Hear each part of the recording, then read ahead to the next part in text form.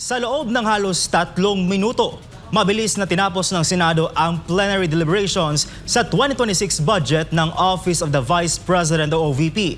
Walang kahit anong pagtutol at wala ring tanong mula sa mga senador.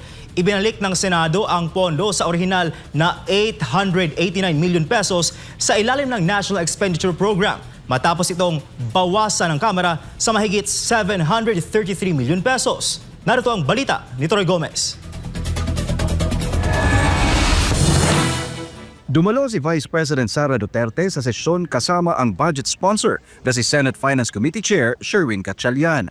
Isa lamang ang nagsalita, si Senador Robin Padilla, na nagpahayag ng tuwa dahil sa naibalik ang pondo ng OVP. Ako po'y natutuwa sapagkat dito po sa ating bulwagan ay atin pong hindi binawasan ang budget ng ating pangalawang Pangulo, bagkus ay dinagdagan. Sapagkat alam niyo po, sa akin pong karanasan sa tuwing may dadating na kalamidad, kalungkutan, kamatayan, naandyan po lagi ang ating pangalawang Pangulo upang makiramay, tumulong, kahit saan pong lupalop sa Pilipinas. Ayon sa Senate Finance Committee, ang dagdag na pondo ay mapupunta sa socio-economic projects, travel expenses, supplies and materials, professional services at financial assistance o subsidy. Ang mabilis na pag-aproba ay naganap sa gitna ng patuloy na tensyon sa pagitan ng Kamara at OVP matapos akusahang maling ginamit umano ng Vice Presidente ang confidential funds, isang akusasyong tinawag niyang politically motivated.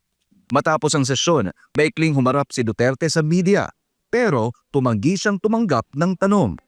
Dalawa lang po yung sasabihin ko. Unang-una sa inyong lahat, sa Senate beat ng Friends from the Media. The reason na pumunta ako dito ay para batiin kayong lahat ng Blessed Christmas and a Happy New Year. And I wish you good health in the year 2026. Sinundan naman ito ni VP Sara ng pasasalamat sa Senado. And we'd like to thank the Senate of the Philippines for approving the OVP year 2026 budget.